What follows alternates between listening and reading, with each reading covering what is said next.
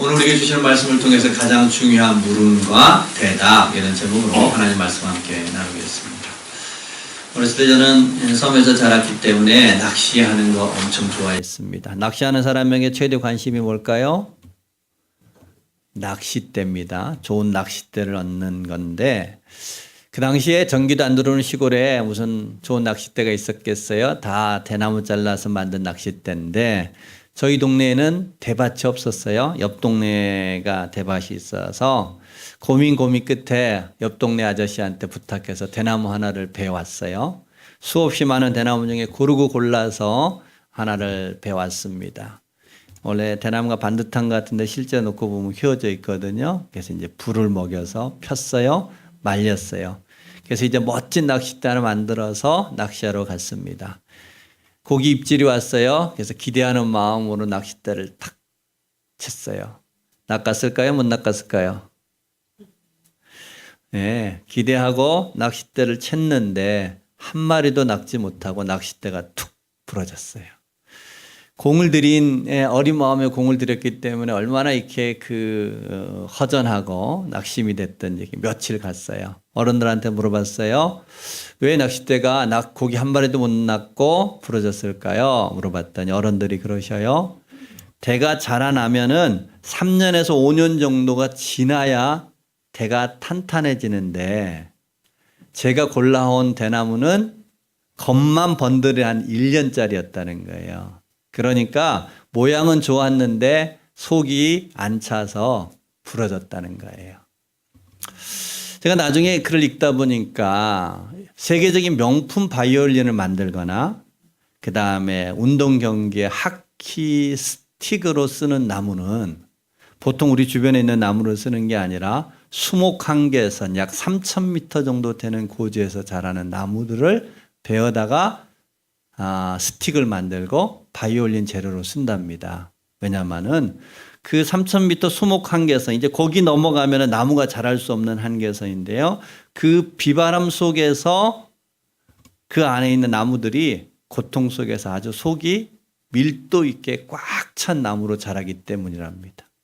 속이 꽉 찬 나무가 되어져서 강하고 유연하고 바이올린 현의 떨림을 받아 깊은 울림을 만들어낼 수 있기 때문에 그런 수목 한계선에 있는 나무를 베어다가 바이올린이나 스틱을 만든다고 합니다. 여러분, 대나무는 겉모습은 그럴싸했습니다. 그런데 속이 차 있지 않았어요.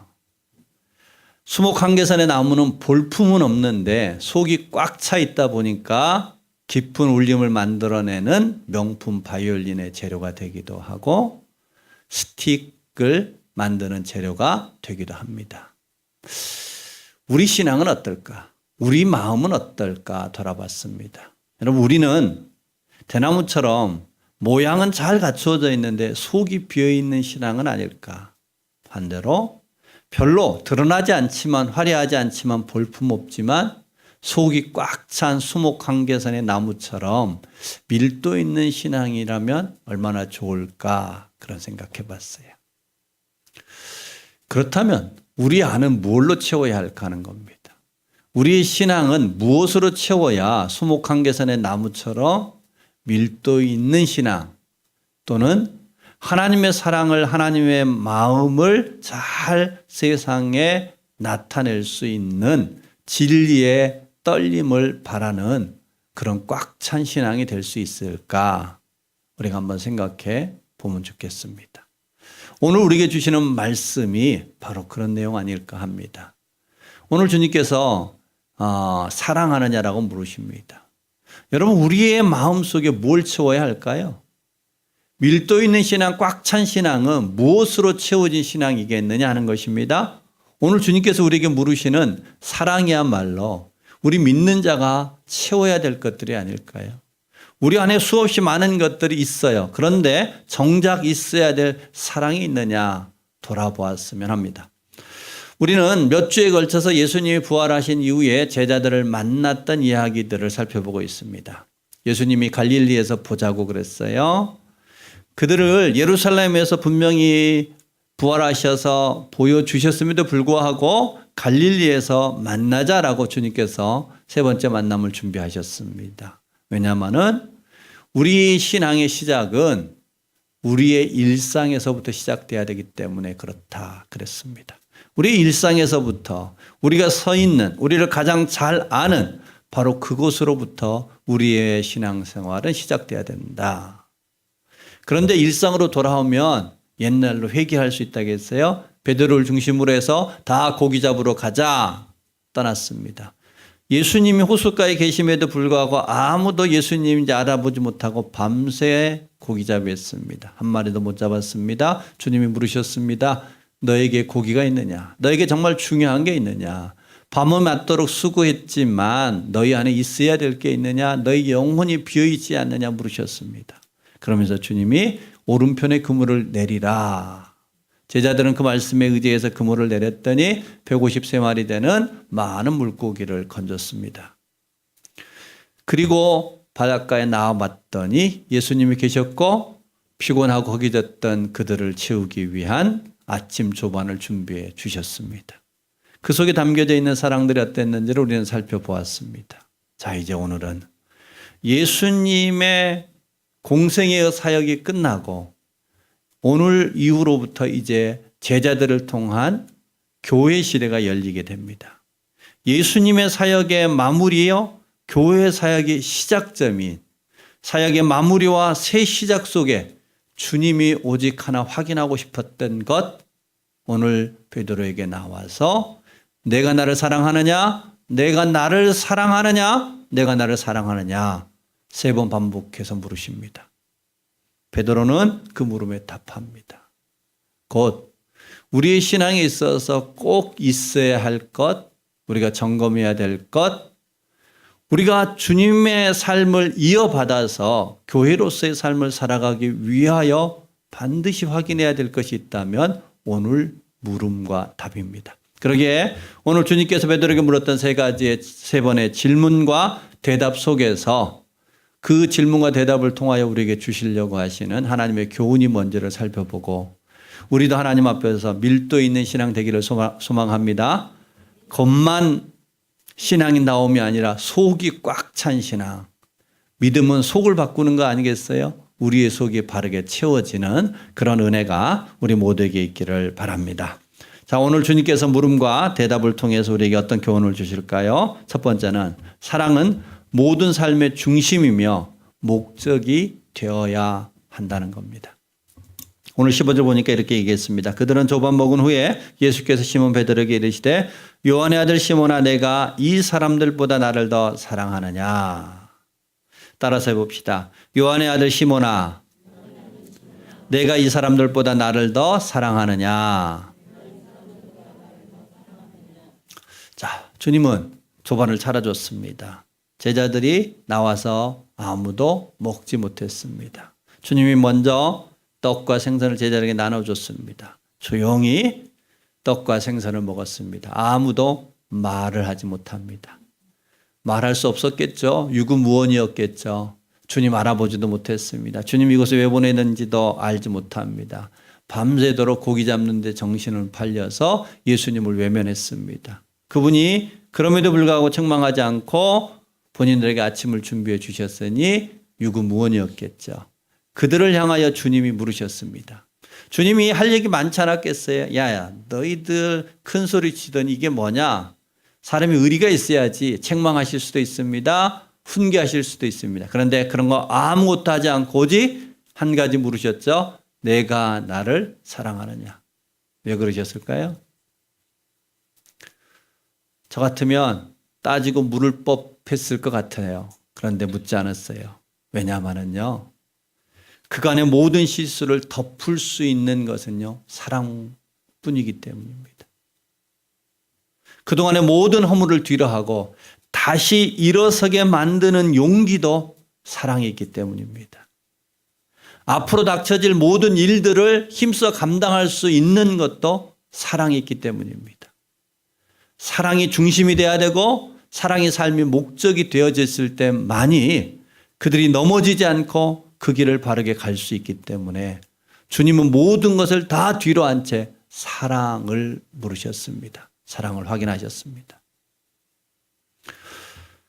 여러분, 우리도 이 땅에서 열심히 삽니다. 돈을 법니다. 부모는 자녀들이 잘 되기를 간절히 바라고 공부를 시킵니다. 걔네들이 성공했으면 좋겠습니다. 왜 그럴까요? 왜 열심히 돈을 벌고 왜 성공했으면 좋겠고 왜 남들보다 나은 삶을 살려고 할까요? 한 가지, 사랑하기 위하여, 사랑받기 위하여이지 않을까요? 여러분, 우리의 삶에 살아가는 삶의 목적과 이유를 보면요, 사랑이 있습니다. 그런데 이게 뒤바뀔 때가 있어요. 드라마 같은 데 보면 사랑을 위하여 사는 게 아니라 사랑을 이용하는 사람이 있어요. 성공하려고 그 사람하고 사랑하는 거예요. 출세하려고 사랑하는 거예요. 그러면은 불행해요, 행복해요? 그러면 다 불행해요. 사랑을 앞세우지 않고 사랑을 이용하려고 치면은 불행해져요. 삶의 질서가 깨어져요. 우리의 삶에 제일 중요한 것은 그러게 사랑을 앞세워야 돼요. 사랑이 중심이 돼야 돼요. 사랑이 목적이 되어야 한다는 것입니다. 주님이 3번씩 물으셨던 것은 그런 뜻입니다. 사랑을 앞세워야 돼. 사랑이 앞서야 사랑이 목적이 돼야 돼라는 이야기를 가르쳐 주기 위함입니다. 여러분, 사랑이 앞서고 그 사랑을 따라 지식이 뒤따르잖아요. 사랑을 가진 사람에게 지식은 사람을 돕는 도구가 돼요. 근데 사랑 없는 지식은 사람을 해치는 악의 도구가 됩니다. 사랑을 아는 사람에게는 돈이 있거나 능력이 있으면 그것을 통해서 사람을 돕는 밝은 빛의 도구가 되는데, 사랑을 알지 못하는 사람에게 힘과 돈이 주어지잖아요. 그러면 사람을 해하고 어둠의 도구가 됩니다. 사랑이 있는 사람은요, 환난과 고난이 오면은 그 환난과 고난을 통해서 자신을 돌아보고 자신을 가꾸고 자신을 부드럽고 온전케 만듭니다. 그런데 사랑이 없는 사람에게 환난이 오면은 더 예리해집니다. 날이 서요, 사람을 찔러요, 더 나가서 복수를 해요. 그러기에 사랑을 앞세워야만이 그 삶이 행복하고 그 삶이 복되고 바릅니다. 그래서 주님은 실패한 제자들, 넘어진 제자들, 길을 잃어버렸던 제자들을 향하여 한 가지만 물어보십니다. 다시 말하면 그것만 주목하면 된다는 겁니다. 사랑을 주목하면 과거를 덮을 수 있습니다. 사랑을 주목하면 우리 안에 있었던 실수가 사함받을 수 있습니다. 문제가 되지 않습니다. 사랑을 주목하면 우리 앞에 어떤 고난과 역경이 있어도 그것을 넉넉하게 이겨내는 힘이 사랑 안에 있더라 하는 겁니다.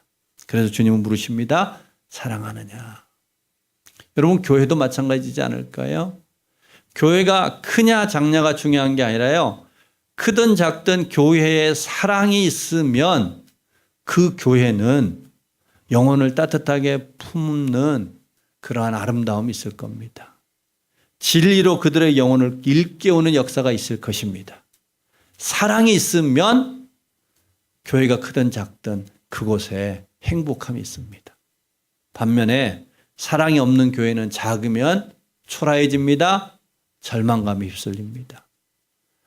큰 교회는 사랑이 없는데 크잖아요. 그럼 교회가 여러 서비스를 제공하면서 성도를 믿음의 사람으로 세우는 게 아니라 신앙의 고객으로 만들어버리는 실수를 범할 수 있습니다.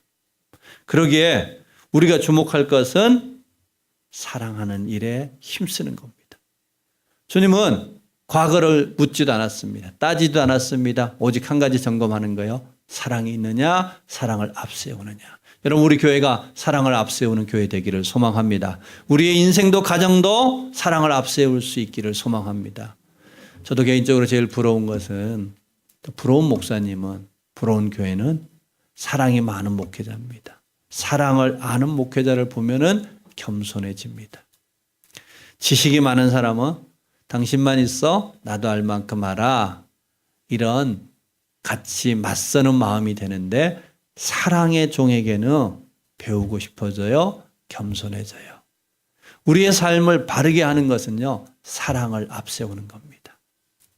오늘 우리에게 주님이 물으시는 이유가 여기에 있습니다. 사랑이 제일 중요해. 사랑이 내 삶의 목적이 됐으면 좋겠어. 자, 그런데 주님의 물음에 한 가지 의문이 들어요. 어떤 의문이냐면은 요한의 아들 시몬아, 내가 이 사람들보다 나를 더 사랑하느냐? 비교하시는 거예요. 주님이 제일 싫어하는 게 비교 아니에요? 주님은 절대로 우리를 대할 때 비교하지 않는데 왜 이렇게 물으셨을까? 그런 오해가 있을까 봐 성경에 보니까 우리에게 그 오해를 풀어주기 위해서 15절 이 사람들보다의 숫자 1이라는 게 써져 있죠? 그걸 설명해 주는 각주가 밑에 붙어 있어요. 밑에 보니까 뭐라고 써져 있습니까? 성경 밑에 또는 것들보다. 예. 주님의 비교하셨던 비교는요. 다른 제자들보다 네가 나를 더 사랑하느냐가 아니라 너에게 있는 여러 가지들 중에 네가 나를 사랑하는 것이 제일 우선순위에 있느냐라고 물어보는 겁니다. 다른 일하는 것보다 고기 잡는 것보다 너의 체면보다 너의 환경보다 나를 사랑하는 일이 앞서 있느냐라고 우선순위를 묻고 있다 이런 얘기입니다. 비교가 아니라 우리 스스로를 점검하기 위함입니다. 여러분 지금 베드로는 길을 잃었습니다. 예수님을 부인했어요. 예수님을 저주까지 했어요. 부활하셨던 예수님을 만났음에도 불구하고 고기 잡는 데 함몰되어져서 주님이 왜 이곳에 불렀는지 헤아리지 못했습니다. 길을 잃었습니다. 방향을 잃었습니다. 여러분 우리에도 살아가다 보면 이럴 때 있습니다. 열심히 살았는데 길을 잃은 것 같아요.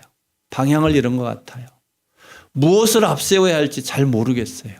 어디에서부터 꼬였는지 어디에서부터 풀어야 할지 암담할 때가 있다고요. 오늘 베드로의 상황입니다. 그때 주님은 베드로에게 물으십니다. 사랑을 앞세우라고. 내가 그 어떤 것보다 나를 사랑하느냐. 주님을 사랑하는 그 사랑을 앞세울 때 실타래가 풀어집니다. 그 사랑을 붙들고 있으면 길을 잃었으나 방향을 잃었으나 그 사랑이 나침판이 되어져서 우리의 갈 길을 안내해 주는 역사가 있을 겁니다. 여러분 멀리 말고 우리 가정에서부터도 부모도 자녀들을 위하여 온 힘을 다했는데 자녀들이 내 마음 몰라줄 때가 있습니다. 자식도 부모를 향하여 효를 다했다고 생각했는데 도리 다했다고 생각하는데 자식 마음 몰라줄 때가 있습니다. 수요일날 그런 얘기 금요일날 그런 말씀 나누었는데요. 세상에 여러 나라를 다 통합해서 설문조사를 해봤어요. 제일 아름다운 단어가 뭔지, 여러분의 마음을 따뜻하게 하는 단어가 뭔지 한번 물어봤어요. 무슨 단어였을까요? 전 세계 사람들한테 조사해봤어요. 당신에게 무슨 단어가 제일 아름답게 느껴집니까? 따뜻하게 느껴집니까? 그랬더니 당연히 1위가 mother였어요. 엄마였습니다. 2위는 패션, 열정이었습니다. 3위가 러브, 사랑이었어요. 근데 아빠는 몇 위쯤 될까요? 네? 네. 아빠가 70위권 정도 됐다고 합니다. 그 비슷한 순위에 있는 단어가 뭐냐면은 바나나 캥거루였어요. 아빠가 어디밖에 안 돼요? 바나나 캥거루 정도밖에 안 되는 거예요. 이 땅의 아빠뿐만 아닌가 봐요. 전 세계 아빠가 참 길을 잃어버린 것 같아요. 여러분 이럴 때 나는 온 힘을 다하여 사랑했는데 살았는데 허전할 때 공허할 때 길을 잃은 것 같을 때 실타래가 꼬인 것 같을 때 뭐 하라고요? 원인을 분석하고 조직을 바꾸고 계획을 세우고 아니면 무언가를 징계하고 아니요. 주님이 왜 이거 못하셨겠어요? 원인을 따지는 일 주님이 제일 잘하셨을 수 있습니다. 무엇을 바로 잡아야 될지 주님이 명확하게 개선책을 내놓을 수 있으셨을 것입니다. 징계도 하실 수 있었습니다. 그런데 주님은 아무것도 묻지 않고요. 조직을 바꾸는 것도 아니고 리더를 바꾸는 것도 아니고 사랑을 앞세웠습니다. 우리의 삶의 길을 풀어내는 방법은 사랑을 앞세우는 것입니다.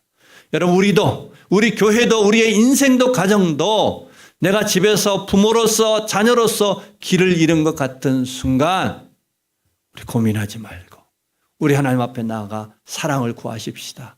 사랑을 붙드십시다. 하나님 내게 사랑을 주옵소서. 사랑할 수 있는 능력을 갖게 하여 주옵소서. 그것을 하셨기에 우리 주님은 물으셨습니다. 내가 나를 사랑하느냐?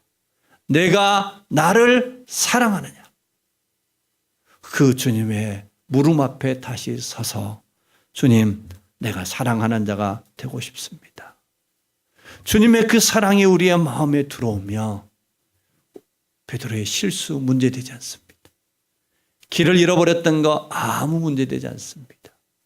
죄악도 걸림이 되지 않습니다. 다시 사랑을 붙들고 일어나는 저와 여러분 되기를 소망합니다. 사랑을 다시 한번 붙들 때 우리는 다시 일어날 수 있는 힘을 얻게 될 것이고 용기를 얻게 될 것이고 어디로 나아가야 될지 방향을 잡게 될 것입니다. 그것이 가정이 됐든 인생이 됐든 교회가 됐든 오늘 주님이 우리에게 물어봤던 그 물음에 사랑을 붙들 때 우리는 반드시 다시 일어나고 다시 가는 아름다운 역사 이어갈 줄로 믿습니다. 이후에 펼쳐지는 사도행전의 역사가 바로 그거 아닐까요? 그 사랑 하나 붙들고 다름질했던 것입니다. 오늘날 교회 또한 그 사랑 때문에 오늘까지 이르는 줄 믿습니다. 우리 모두 또한 그 사랑을 붙들고 다시 한번 일어나는 우리의 마음의 중심에 그 사랑을 세우고 그 사랑이 목적되어지는 귀한 삶 살아가는 우리 모두가 되기를 소망합니다.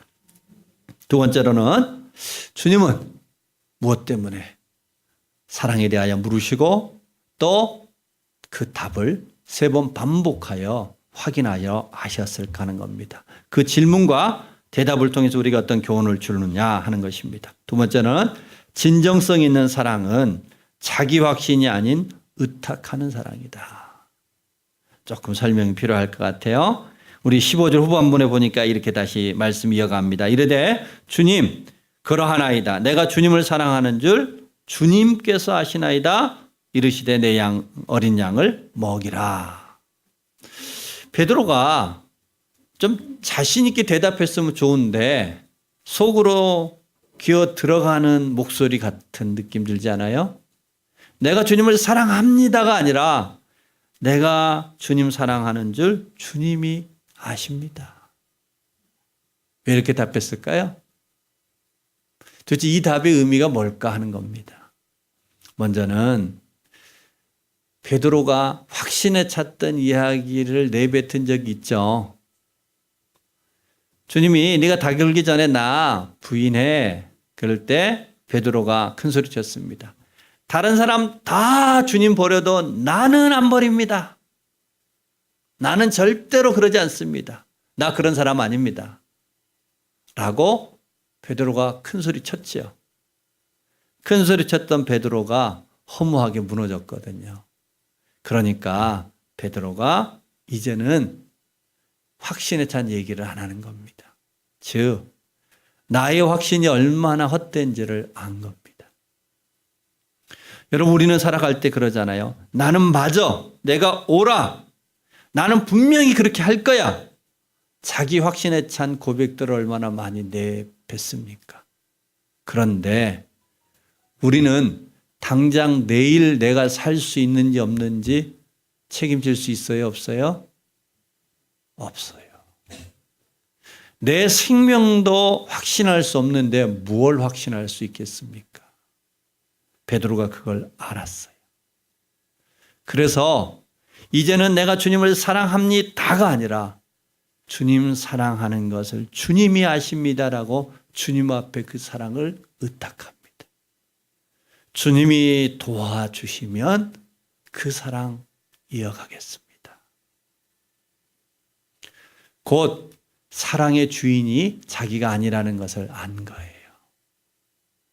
내 마음대로 사랑하는 것 같은데 아니요. 하나님의 사랑을 주시지 않으면 하나님의 사랑이 있지 않으면 내가 사랑할 수 없다는 사실을 베드로가 알게 됐습니다. 이와 같이 의탁하는 사랑이 진짜 사랑인 거예요. 진짜 믿을 만한 사랑인 거예요. 내가 큰 소리치는 사랑이, 내가 열심 내는 사랑이, 내가 할 수 있다고 자신하는 사랑이 그게 진짜가 아니라는 것입니다.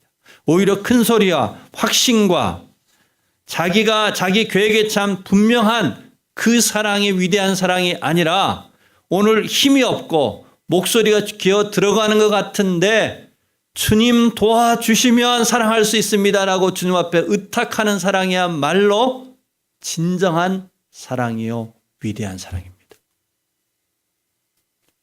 주님 도와주십시오. 내가 사랑하고 싶습니다. 그런데 내게는 사랑할 능력이 없습니다. 이 고백이요. 옛날에 사또가 고을에 새로 부임하면 제일 먼저 그 동네 부자들을 잡기 위해서, 영향 있는 사람을 잡기 위해서 부자들을 불러 모아가지고 곤장을 쳤답니다. 곤장을 치면서 내 죄를 내가 알겠다 그러면서 곤장을 쳤대요. 근데 곤장을 한참 맞다 보니까 억울하잖아요. 그래서 한 사람이 물어봤어요. 왜 맞는지 이유라도 알고 맞읍시다. 그때 거기에 있는 모든 부자들을 유구무원케 했던 죄명이 하나 있었대요. 불효다. 뭐라고요? 불효다. 여러분 그곳에는 진짜 불효자도 있고 효자도 있을 거 아니에요. 근데 불효다 그러면은 모두가 다 유구무원이 된다는 거예요. 왜 그러냐? 불효자는 자기가 불효자인 줄 아니까 유구무원인 거예요. 근데 그 중에는 효자도 있을 거 아니겠어요? 그런데 진짜 효자는, 마음을 다하여 부모를 섬겼던 효자는 절대로 나는 효자다라는 마음을 먹지 못하는 거예요. 부모에게 효를 다했던 사람은 효를 하면 할수록 부족함이 느껴지고 미안함이 느껴지고 받은 사랑만큼 나는 그 부모 사랑에 턱없이 부족한 불효자라는 것을 진짜 효자는 알기 때문에, 부모에게 진짜로 효도한 사람은 자기를 효자라고 말하지 않는다는 거.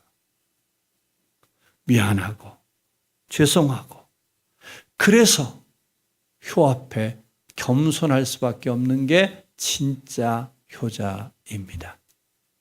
그러기에 불효다라는 말 앞에 유구무원인 거예요. 오늘 베드로의 사랑 고백이 그런 거예요. 베드로가 주님을 사랑했습니다. 누구보다 뜨겁게 사랑했습니다. 그는 그 삶을 다 드렸습니다. 그런데 사랑해보니, 자기가 사랑하려고 몸부림을 쳐보니 나는 사랑합니다 라고 큰 소리 칠 수 있는 게 아니라 미안한 거예요. 부끄러운 거예요. 사랑에 겸손함이 생긴 거예요. 그 사랑이 진정성이 있는 사랑입니다. 그게 진짜 사랑이에요. 여러분 오히려 사랑한다고 큰 소리 치는 사람은 대부분 가짜일 수 있습니다. 진짜 사랑하잖아요. 그러면 베드로 같은 고백, 주님 도와주셔야 사랑할 수 있습니다. 주님이 붙잡아 주셔야만 내가 사랑하지, 내가 사랑한다는 거 가짜입니다. 여러분 베드로의 위대함은 여기서부터 시작이 됩니다. 베드로 사도는 이 고백으로부터 시작이 됐다고요.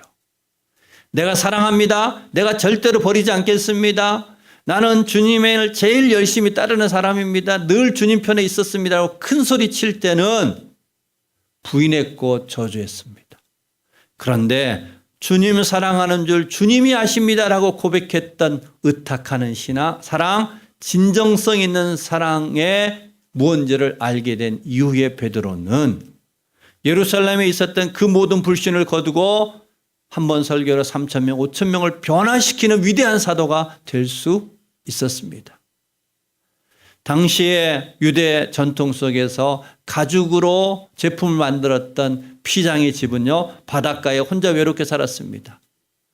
그 버려진 피장의 집을 베드로가 거처로 삼을 수 있었던 것, 그 모든 통념을 깨고 그 집에 머무를 수 있었던 사랑의 사도가 될 수 있었던 것은 주님 앞에 진정성 있는 사랑이 뭔지를 배웠기 때문입니다. 유대인들은 이방인과 상종하지 않았습니다. 뒤에 사도 바울이 이방인의 사도로 쓰임 받았으나 처음으로 이방인에게 가서 복음을 전했고 그곳을 교회를 세웠던 사람 고넬료 집에 들어가 그들에게 복음을 전했고 그들이 성령을 받도록 도왔던 사람은 베드로입니다. 이방인과 유대인의 다리를 놓았던 위대한 사람이 베드로입니다. 왜요? 베드로의 위대함이 아니라 베드로의 확신이 아니라 주님만이 아십니다라는 그 의탁하는 사랑, 진정성 있는 사랑을 배웠기에 베드로는 사랑의 사람이 될 수 있었습니다. 여러분, 우리도 마찬가지입니다. 우리도 주님 앞에 이 무릎 앞에 서서 답해 보았으면 합니다. 내가 나를 사랑하느냐? 우리 뭐라고 답할까요?